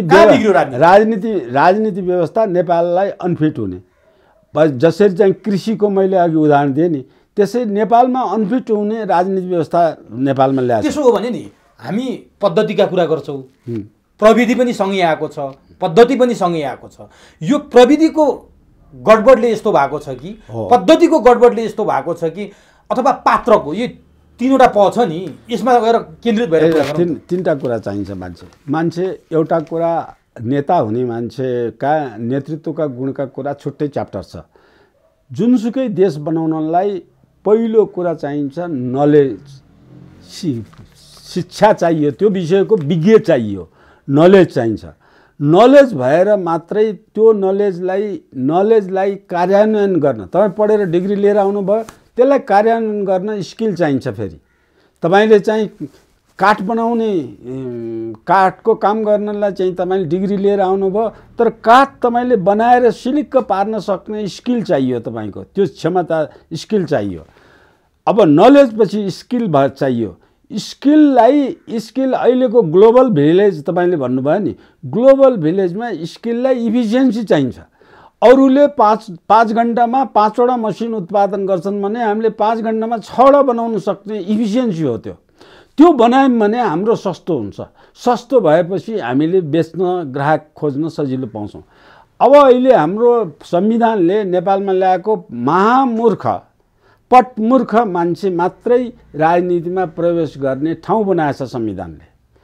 त्यो राजनीति व्यवस्था कस्तो छ भने एउटा पार्टी एउटा मान्छेले हाँक्छ, पार्टी हाँक्छ, त्यो मान्छेले जुन मान्छे आफूलाई राखेर जुन मान्छेलाई मन पर्यो त्यही मान्छेलाई राख्ने पद्धति छ। चाहे अख्तियारमा राख्ने होस्, चाहे न्यायालयमा राख्ने होस्, चाहे संवैधानिक कुनै पनि निकायमा उसले चाहेको मान्छे राख्ने संविधानले व्यवस्था गरिदिएको छ। चाहेको मान्छे भनेको उसको पकेटको मान्छे भयो, त्यो योग्य हुनुपर्छ भन्ने कुरा छैन। व्यवस्था के हुनु पर्यो, हाम्रो पूर्वीय सभ्यताले के भन्छ भने त्यो विषयको हाम्रो जस्तो पूर्वीय सभ्यताले हाम्रो व्यवस्थाले के भन्छ, पूर्वीय सभ्यता भनेको हाम्रो व्यवस्था नेपालको व्यवस्था, त्यसले के भन्छ भने मन्त्रालय भन्छ, मन्त्री भन्छ। मन्त्रालय भनेको मन्त्र भनेको के हो, मन्त्र भनेको सूत्र, विकासका सूत्रहरू, त्यो मन्त्रलाई सूत्र भने सूत्रलाई सूत्रबद्ध गरेर राखेको शिक्षा जुन हो त्यो मन्त्र हो। मन्त्रलाई राख्ने घर छ, त्यो घरलाई मन्त्रालय, मन्त्र राख्ने घर, त्यो मन्त्रलाई सञ्चालन गर्ने मान्छेको मन्त्री। त्यो मन्त्री कस्तो हुनुपर्छ भने त्यो विषयको देशको सबभन्दा योग्य आउने, त्यो योग्य आउने वातावरण कसले बनाउँछ, संविधानले बनाउँछ। संविधानले त्यसलाई कन्ट्रोल गर्छ। अब अहिले त बकलन्टु सडकमा हिँड्ने, ल्याप्चे लाउने, ठगेको, चोरेको, ज्यान मारेको, हत्यारा अपराधीलाई चाहिँ फटाफट लगाएर त्यो पकेटको मान्छे राख्ने, संविधानको व्यवस्थाले लगाएर राख्ने आजको हाम्रो राजनीतिक व्यवस्था त्यो, त्यसले न विकास गर्छ न।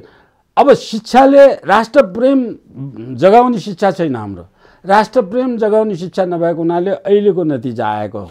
तपाईँले जस्तो एक्सपर्टिजको हिसाबले यत्रो किताबहरू गर्नुभयो, विकासको योजना तपाईँले सार्वजनिक गरिरहनु भएको छ, रोड म्याप छ, भिजन छ। तपाईँ जस्तो, मैले उदाहरण तपाईँलाई मात्रै भनिनँ, तपाईँ जस्ता थुप्रै मान्छेहरू यहाँ हुनुहुन्छ होला, उहाँहरू किन रोजाइमा पर्नु भएन भने संविधानले नै तपाईँहरूलाई बाधा पुऱ्यायो अथवा कसैको पकेटको मान्छे नभएर तपाईँहरू जस्ता एक्सपर्टिजहरू बाहिर बसेर किताब लेख्नुपर्ने अवस्था आयो। किन तपाईँहरू रोजाइमा पर्नु भएन? पर्दैन, म मात्रै होइन, कोही पनि पर्दैन। यो संविधानले पर्न दिँदैन, संविधानको व्यवस्थाले भन्न। असक्षम देशलाई माया नगर्ने, असक्षम देश विरुद्ध हतियार उठाएको, देश विरुद्ध बैंक लुटेको, चोर डगेको, वनमा आगो लागेको, तस्कर गरेको, यी बदमाशी काम बाहेक अरू काम नगरेको, बलात्कार गरेको विद्यार्थी, नेपालका हाई स्कुलका विद्यार्थीहरू अपहरण गरेर देशमा लगाएन। त्यो चाहिँ अहिले अफ्रिकन मुलुकमा मात्रै भएछ, त्योभन्दा बढ्ता चर्को त नेपालमा अपहरण भए छैन। 12-13 वर्षका उमेरका 10-12 वर्ष 10देखि 12 वर्ष उमेरका 10 लाख मान्छे अपहरणमा परेका छन्। अब त्यो अपहरणकारी हो नि त, त्यो अपहरणकारी सत्तामा छ र त्यसले सत्तामा अरू के गर्छ, त्यसले सत्तामा बसेर अरू के गर्छ? त्यो संविधान यस्तो बन्नु पर्यो जहाँ त्यस्तो अपराधी जान नसकोस्। तर कसले बनाइदिने त त्यो कसले बनाइदिने त? यो देशका जनताले बनाउने हो। यो देशका जनतालाई सचेत बनाउने काम घर घर पुर्याउने, त्यो सचेत सही कुरा के हो भन्ने जिम्मेवारी हाम्रो हो। म जस्ता मान्छेको पुर्याइदिने काम हाम्रो, पुर्याइदिने काम तपाईँहरूको। तपाईँहरूले अहिले यो 20 वर्षसम्म गएको 30 वर्षसम्म सञ्चार माध्यमले गलत कुरा पुर्याइदियो। तिनका ती अपहरणकारीका पक्षमा बोल्यो, इसाईकरण गर्ने समूह विदेशीको पक्षमा बोल्यो। नेपालको ठुल्ठुला प्रिन्ट मिडियाले चाहिँ सुस्तालाई इन्डियाको संसदमा नेपाली जनताले इन्डियाको सुस्ता अपहरण गरे, सुस्तामा नेपाली जनताले यो बसोबास गरेर इन्डियाको भूमि नेपालले बसोबास गरे भनेर नेपालको सञ्चार माध्यमले छापेको छ। म देखाइदिन्छु तपाईँहरूलाई। अब यो चाहिँ राष्ट्रियता भन्ने कुरा सञ्चार माध्यमको कसैले पनि बुझेनन्। त्यसो भए अहिलेको प्रधानमन्त्री केपी शर्मा ओलीलाई राष्ट्रियताको हिसाबले अब्बल मानिन्छ है? अहिले म तपाईँसँग यही जान्दैछु। अब यो अहिलेको करेन्ट इस्युमा आउँछु म। अहिलेका प्रधानमन्त्री राष्ट्रियताको हिसाबले अब्बल मानिन्छन्। उनी पनि आफू पनि अलि ठुलो स्वरले म राष्ट्रवादी हुँ भनेर बोल्छन्। अहिलेका प्रधानमन्त्रीसँग सुखी नेपाली र समृद्ध नेपाल बनाउने योजना छ। अहिले मैले गरेको विकास हेरेर विश्व चकित परेको छ। मैले कति शिलान्यास गर्छु, कति उद्घाटन गरेँ हेर्नुहोस् भनेर उहाँ बोलिरहनु भएको छ। के साँच्चीकै अहिलेको प्रधानमन्त्रीसँग तपाईँले भने जस्तो सबै भिजन छ?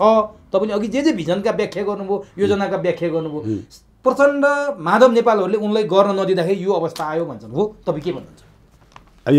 यो कुरा हेर्नुहोस्, दलको नेताको हिसाबले गर्नुपर्छ भने मैले दलका युवा र वृद्ध दुवै पिँढीमा कुनै पनि देशप्रति राष्ट्रियता भएको मैले भेटाएको छैन। अब केपी ओलीको राष्ट्रियता भनेको इन्डियाले केपी संविधान नाकाबन्दी इन्डियाले गरेको बेलामा चीनमा गएर उनले नाकाको विकल्पमा उनले कति 7वटा कि 8वटा नाका पारवन सन्धि गरेर नाका गरेर आए। त्यो व्यवस्था मरिचमानले गरेको डुप्लिकेसन हो। मरिचमानले थालेको, मरिचमानको पालामा मरिचमानलाई त्यो गर्ने मार्गदर्शन गरेको राजा वीरेन्द्रले हो। राजा वीरेन्द्र जस्तो, राजा महेन्द्र जस्तो राष्ट्रवादी भित्रबाट आएको राष्ट्रवादी चाहियो। अब यो केपी ओलीलाई मत हारेर आएर अहिले 2/3 मत दिनुमा मुख्य भूमिका उनले चुनाव जित्नुमा चीनसँग यो गरेर इन्डियासँग प्रोटेस्ट गर्नु हो। त्यो राष्ट्रवादी बिन्दु हो केपी ओलीको। मैले पनि एडमायर गरेर त्यसलाई धन्यवाद दिएको छु, बार बार लेखेको छु। दोस्रो, अहिले यो परिस्थितिमा घुमाइ फेराइ उनले ट्रिकी गरेर चाहिँ नेपालको, इन्डियाले चाहिँ जम्मू काश्मीरको बहानामा नेपालको भूमि पनि हालेर नयाँ नक्सा बनाएको प्रतिकार गरेर नेपालले फेरि नेपालले त्यसमा चाहिँ बनाउनु। हाम्रो प्रभाव त हाम्रो हो, बुद्धि त हाम्रो हो। हामीले यसो गर्नुपर्छ भनेर बोलिरहेछौँ, भनिरहेछौँ, त्यो गरिरहेछौँ। मैले त्यो विषयमा 20औं पटक बोलिरहेको छु। डुप्लिकेट ओभरल्याप भए हुन्छ, ओभरल्यापको प्रश्न उठाए विज्ञहरू, उनका सल्लाहकार, खल्टीका सल्लाहकारले। हामीले त्यो ओभरल्याप भएर के हुन्छ, अनि पो सहमतिको बाटोमा आउन सजिलो हुन्छ भन्ने जनताको, हाम्रो विचारको कदर गरेर उनले त्यो जुन 2/3 संशोधन गरेर, संविधान संशोधन गरेर त्यो नक्सा बाहिर निकाले। यो दुईटा कुरा बाहेक केपी ओलीले गरेका कुनै काममा न प्रजातान्त्रिक अभ्यास छ, न राष्ट्रियताको कुरा छ, न केही छ।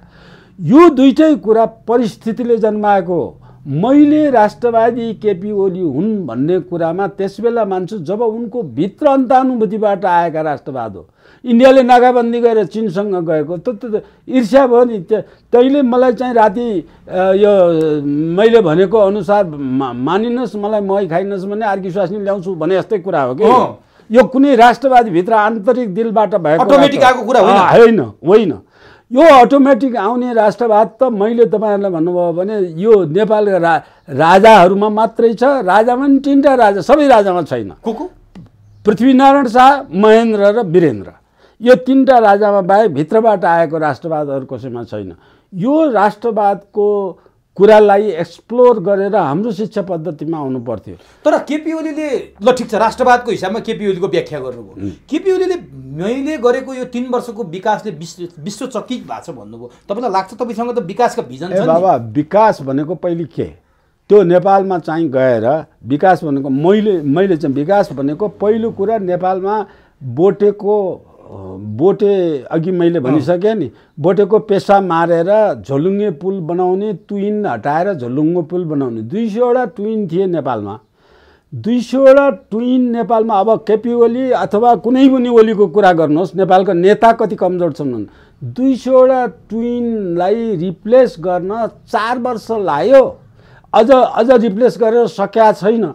त्यो 200वटा ट्विन मेरो भिजन के हुन्थ्यो भने मेरो भिजन अनुसार त 200वटा ठेकेदार गठन गर्ने, 2 महिना तयार गर्यो भने 2 महिना ट्विन तयार हुन्छ, पुल बन्छ।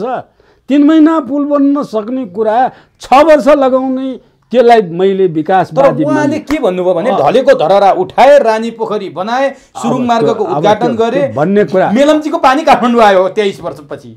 अब मेलम्चीको काठमाडौँ ल्याएको केपी ओलीले हो र? यो पालामा आफै आएको हो त्यो पानी। टुकी त खोल्नु भयो नि त हिजो। टुकी खोल्ने त अर्को कुरा हो।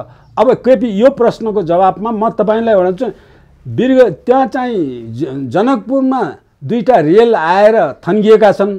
त्यो रेल किन थन्कियो भन्दाखेरि नेपालमा यो मितिमा रेल आउँछ भन्ने 4 वर्ष अगाडि नै थाहा थियो। त्यो रेल आउनेमा रेल चलाउने ड्राइभर र रेल टिकट काट्ने मान्छे कर्मचारी नभएर त्यो रेल थन्किया छ। ड्राइभर नेपालमा छैन।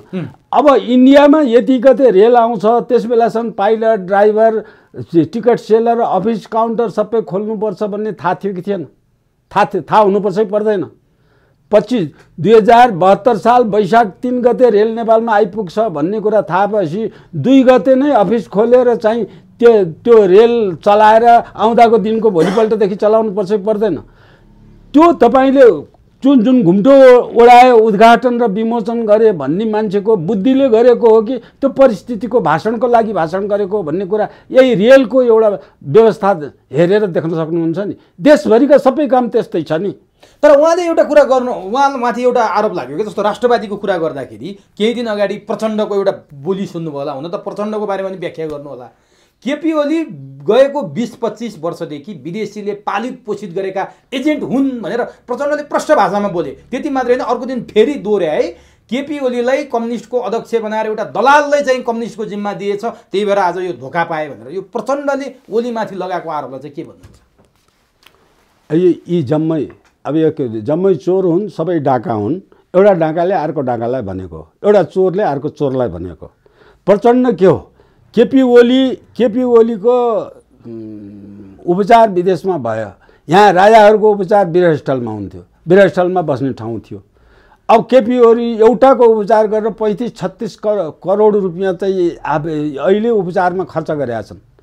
त्यो खर्च नेपालमा नेपाली जनता केपी ओली प्रजातान्त्रिक अभ्यास गर्ने केपी ओली हुन् भने त्यो 35 करोड तपाईँ बेरामी हुँदा नि खर्च गर्नु पर्यो, राज्यले म बेरामी हुँदा नि गर्नु पर्यो। नेपालको बराबरी हो भन्ने बेला जनताको छोरो राष्ट्रपति हुने भन्ने, जनताको कतिवटा छोरा राष्ट्रपति हुन्छ। अनि व्यवस्था कस्तो छ भने राष्ट्रपतिलाई राजालाई भन्दा 5 गुणा बढी खर्च, अनि त्यो लाइफ लङ पाउने व्यवस्था संविधानले गरेको छ। अब यो देशमा संविधान, यो देशमा 5-5 वर्षमा 3-3 वर्षमा राष्ट्रपति फेरियो भने 25वटा राष्ट्रपति हुन्छन्। 20वटा राष्ट्रपतिलाई अहिले राष्ट्रपतिलाई दिएको खर्चको हिसाब गर्यो भने त्यो 25वटा राष्ट्रपतिले नेपालको जम्मै भयभरको राजस्वले राष्ट्रपति एउटा पाल्न सक्दैन। त्यो व्यवस्था संविधानले ल्याएको छ। अब अर्को अब प्रचण्ड र केपीको कुरा भन्दा प्रचण्डको किडनी पनि विदेशीले फेरिदिएको, जुन विदेशीले लिएर केपीको। अब प्रचण्डलाई त दाल खुवाएको, भात खुवाएको, बसेको, आश्रय दिएको, गार्ड पुलिस दिएको, सबै गरेको र यो गर्दै इन्डियाको लागि गर्दै भनेको कुरा उसले इन्डियाको दलाल भएर मात्रै गरेको हो। जम्मै द्वन्द्व यो देशमा किन सशस्त्र आन्दोलन चाहिएको थियो? कुनै सञ्चार माध्यमले बुझ्यो सशस्त्र आन्दोलन कुन बेला हुन्छ भन्ने? सञ्चार माध्यमका कुनै विज्ञले बुझे? सञ्चार माध्यमले त हावाधारा चाहिँ उसलाई जयजाको। ऊ त प्रचण्ड भनेको, केपी ओली भनेको, गिरिजा भनेको हत्यारा हुन्, जानमारा हुन्, नेपाली जनताका लुटेरा हुन्, नेपाली जनतालाई गोली चलाएका हुन्, नेपाली जनतालाई मारेका हुन्, अनाथ बाल बच्चालाई लिएर मारेका हुन्।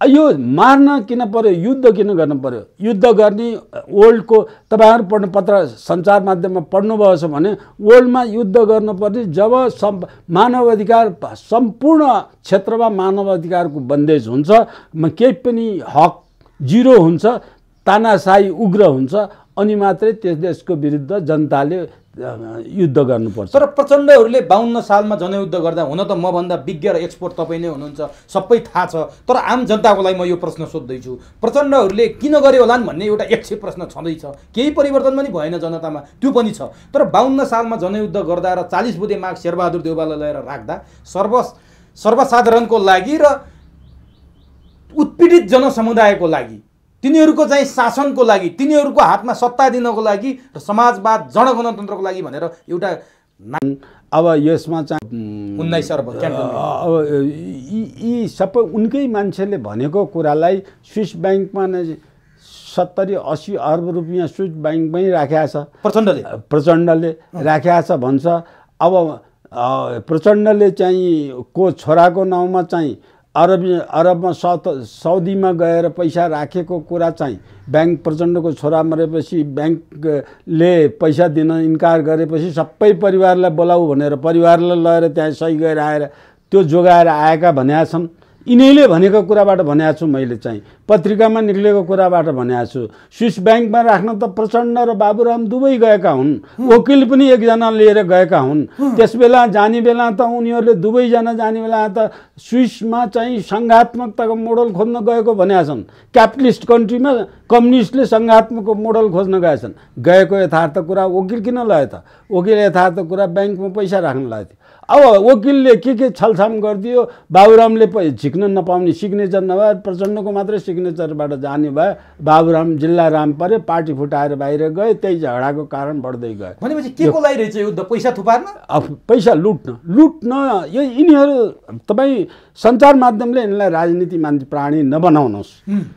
अरू जेसुकै हुन्, अरू तल्ला तहका 3 जनालाई, केपी ओलीलाई, 3-4 जना, बाबुरामलाई, प्रचण्डलाई र गिरिजाप्रसाद कोइरालालाई राजनीति प्राणी नबनाउनुहोस्। गिरिजाप्रसाद पहिले थालनी टेरोरिस्ट हो नि, हवाईजहाज अपहरण गर्नेदेखि जम्मै किसिमको बन्दुक सन्दुक ल्याएर यो तमाम केमिकल सेमिकल व्यापार गरेर गरेको रहेको मान्छे हो, इन्डियाको मान्छे हो। इन्डियामा कुनै पनि हेड अफ द स्टेटलाई नदिने सम्मान गिरिजालाई दिएर राखेको छ। गिरिजाले जे भन्यो त्यही चाहिँ उतातिर शक्ति बन्दुक लिएर राखेको छ। इसाई र रावले चाहिँ बन्दुक दिएर इन्डियामा राखेर नेपालभित्र जति लडाएर नेपालमा राज संस्था फाल्नु थियो, किनभने राजाले इन्डियाको निर्देशनमा नेपालको घाट हुने गरेर कुनै पनि मानेन। इभन बहुदलीय व्यवस्था दिने बेलामा पनि इन्डियाले 1 अप्रिल 1990 को दिन एउटा गोप्य सन्धिमा सही गर्न ल्याएको थियो, जुन सन्धिमा सही गर्यो भने राजाले जस्तो शासन गरे पनि सिक्किम भुटानमा जस्तो सुकै शासन गरे पनि पञ्चायत व्यवस्थालाई दिगो रूपमा म बनाइदिन्छु, राजाको नेतृत्वमा काम गर्नेमा इन्डियाले समर्थन गरेर बस्ने दिएको थियो। अब त्यो चाहिँ कुरामा चाहिँ राजाको भाषा पढ्नुहोस् न, राजाले के भनेको छ, राजा वीरेन्द्रले जनताको नासो जनता हात काटे, राजा वीरेन्द्रले भन्छ हात काटेर विदेशीलाई नेपालको शक्ति दिनुभन्दा नेपाली जनतालाई नै मैले शक्ति दिन्छु भनेर बहुदलको घोषणा गरिदिएको हो। त्यो बीपीको माग राजा नभई देश चल्दैन, राजाले प्रजातन्त्रको संरक्षण गरिदिनु पर्यो, जनताले दलले राजसत्ताको संरक्षण गर्न पर्यो, यही मेलमिलापको वातावरण हो भनेर बीपी नेपालमा आएका हुन् नि, त्यो बुझेर आएका हुन् नि। बीपीमा बरु राष्ट्रवादिताको अलिकति लहर छ, उरनठाउलो र भद्दा बेतुकको काम गर्ने त बीपीको भाइ हो नि गिरिजा। भनेपछि नि अब तपाईँले वीरेन्द्रको त्यो कुरा गर्नुभयो, महेन्द्रको कुरा पटक पटक गरेका छौ, पृथ्वीनारायणको कुरा गरी साथ दिए छैन। अब अहिले त एउटाले अर्कोलाई आरोप लाउने, तपाईँसँगको कुराकानी गर्दा नेपाली नेता त कोही पनि देखेनन्, प्रचण्डले केपीले विदेशी देख्ने, केपीले प्रचण्ड विदेशी देख्ने, शेरबहादुर विदेशी हुने भनेपछि अब त राजा पनि छैनन्, अब कसले जोगाइदिला त यो देश, सबै विदेशीको हातमा पो रहेछ देश त। अब चिन्ताको विषय त यो अब जोगाउने म र तपाईँ, म जस्तो मान्छे नेपालकाले प्लान गर्न पर्यो, तपाईहरु जस्तो मान्छेले चाहिँ संसार जगतले कानमा नेपाली जनतालाई पुर्याइदिनु पर्यो सत्य कुरा। यो देशको इतिहास बुझाइदिनु पर्यो, यो देशको भूगोल बुझाइदिनु पर्यो, यो देशको योजना बुझाइदिनु पर्यो, यो देशको प्राकृतिक स्रोत साधन के छन् त्यो बुझाइदिनु पर्यो, यो देशको प्रविधि के हो त्यसलाई जिउँदो बनाउने टेक्नोलोजी बनाइदिनु पर्यो, यो देशमा 100% निशुल्क शिक्षा कसरी दिने त्यो बुझाइदिनु पर्यो, राष्ट्रवादी शिक्षा के हो त्यो बुझाइदिनु पर्यो, नेपालको जलस्रोतमा कति क्षमता छ त्यसलाई कसरी उत्पादन गरेर नेपाली जनतालाई ल्याउने त्यो बुझाइदिनु पर्यो, नेपालमा विश्वमा नहुने जडीबुटी कति छन्, जडीबुटीका कतिवटा विश्वविद्यालय खोल्न परिन्छ र विश्वका जम्मै मान्छे नेपालमा उपचार गर्न आउने कसरी बनाउने त्यो चाहिँ हिमालय राष्ट्रिय निकुञ्ज र पर्यटन विकास भन्ने मेरो किताब त्यही त्यसलाई अध्ययन गरेर त्यस अनुसार देशमा जाने वातावरण बनाइदिनु अब नि हो यो यसरी जाने वातावरण बनाउनु पर्यो। अब अहिले संसद पुनर्स्थापना भएको छ, संसदले बिजनेस पाएको छैन, फेरि चुनाव हुन्छ कि केपी ओलीको। अब म यहाँनिर के जोड्दैछु भने कतिपय मान्छेले के भन्न थाले भने नेपालै विघटनको खतरामा छ, नेपाललाई यो अवस्थामा पुर्याइसके, नेपाल साँच्चीकै भन्ने हो भने सिक्किम भन्दा मुनि र भुटान भन्दा माथिको अवस्थामा छ। नेपालको एकजना विज्ञले विश्लेषकले त भन्नुभयो नेपालको राजधानी 75% दिल्लीमा छ, 25% ब्रसेल्समा छ भनेर भन्नुभयो। उहाँ पनि एक्सपर्ट विज्ञ नै हो, उहाँहरू यसरी भन्न थाल्नुभयो, तपाईँ यस्तो चिन्ता गर्न थाल्नुभयो कि साँच्चीकै नेपाल विघटनको खतरामा पुग्यो हो।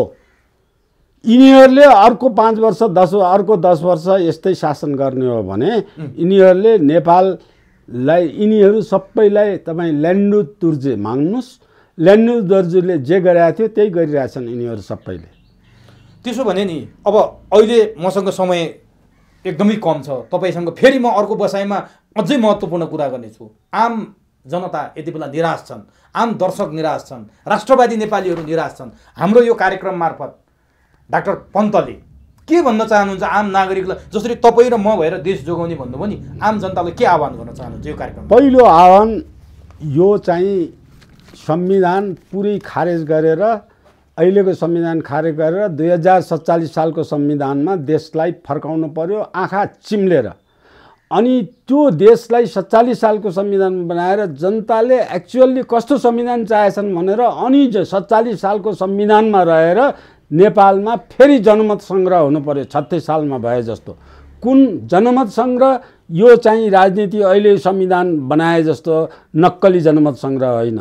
सक्कली जनमत सङ्ग्रहको एक दफा पहिलो त्यो जनमत सङ्ग्रह केमा हुनु पर्यो भने कुन नेपालको लागि कुन कस्तो राजनीतिक व्यवस्था चाहिन्छ र त्यो व्यवस्थालाई कस्तो संविधान चाहिन्छ। अब तपाईँले जनमत सङ्ग्रह भन्दा बित्तिकै विप्लवको मलाई छ्यास याद आयो। विप्लव पनि जनमतको कुरा गरेर आइरहेछन्। तपाईँले भने जस्तै विप्लवले पनि अस्ति एउटा अन्तर्वार्तामा 12 बुँदे सम्झौता दिल्लीमा हुनु गलत भयो, 12 बुँदे सम्झौता कि रोल्पामा हुनुपर्थ्यो नभए नेपालको कुनै ठाउँमा हुनुपर्थ्यो भनेर उनले यो विचार राखे। के विप्लवले पनि जनमतकै कुरा गरिरहेछन्, तपाईँले पनि यही कुरा गर्नुभयो। विप्लवमा त्यस्तो प्रजातन्त्र भनेको जनमतै हो। अब राजाले शासन गर्दा प्रजातन्त्रको कुरा गाउँ-गाउँमा राजा महेन्द्र, राजा वीरेन्द्र नेपालभरि किन घुम्थे? जनताको राय बुझ्न घुम्थे। जनताले के चाहेछन् त्यसअनुसार शासन गर्थे। त्यो हुनाले त्यो विद्रोह हुनुपर्ने कुरा छैन। नेपालमा जुन पोलिटिकल चेन्ज 36 सालदेखि 47 सालदेखि 52 सालदेखि 63 सालदेखि 72 सालसम्म जति चेन्जेस भए यो नेपाली जनतालाई सञ्चार माध्यमले बुझाइदिन के पर्यो भने यी एउटा पनि नेपाली जनताले गरेका होइनन्, नेपाली जनताको माग होइन। नेपाली जनताले चाहे अनुसार गर्ने राजाले मात्रै गरेछ, जनताले चाहेछ। यिनले जनताले चाहेको अनुसार गरे होइन। नेपालको राजाले आफ्नो राष्ट्रको हितको निमित्त इन्डियाको हित हुने काममा सही गरेन, यति कुरा हो राजाको दोष। त्यो सही नगरेर मात्र यो देश जोगिएको हो। तर अब त राजा छैनन् नि, अब के गर्ने भन्ने चिन्ता भयो क्या सबै। अब राजा छैनन् भने पहिले जनतालाई बुझाउनु पर्यो कि राजा भएर नोक्सान के छ, राष्ट्रपति आएर नाफा के भयो। बहुदल नआएर नोक्सान के थियो, बहुदल आएर देशलाई नाफा के भयो। प्रचण्डले 3-3 बिघा उसले एमाले 3-3 बिघा जग्गा र एकवटा घर दिन्छु भनेर चुनावमा प्रचार गरेको कहाँ गयो? प्रचण्डले यो नेपालमा चाहिँ सिंहदरबारको एक कोठामा लगेर नेपाली जनतालाई राख्छु भनेको कहाँ गयो? अनि यसको हिसाब किताब होइन, त्यो गरेर देखाए। म चाहिँ स्पष्ट, म स्वतन्त्र व्यक्ति हुँ। मैले स्पष्ट के चाहन्छु, प्रचण्डले चाहे अनुसार शासन गरेर पनि प्रचण्डले चाहिँ साइकलमा चढेर अथवा गाडी एउटा मात्रै कार चाहिँ प्रधानमन्त्री हुने बेला चढेर त्यो कारमा चाहिँ अफिसको काममा मात्रै हिँड्ने वातावरणको सिर्जना मात्रै गर्न सकेको भए, केपी ओलीले त्यो एउटा मात्रै कुरा गर्न सकेको भए, यो अनावश्यक खर्च नगर्ने। अहिले त वडा अध्यक्षले सरकारी गाडी चढ्छ, सरकारी पेट्रोल खर्च गर्छ।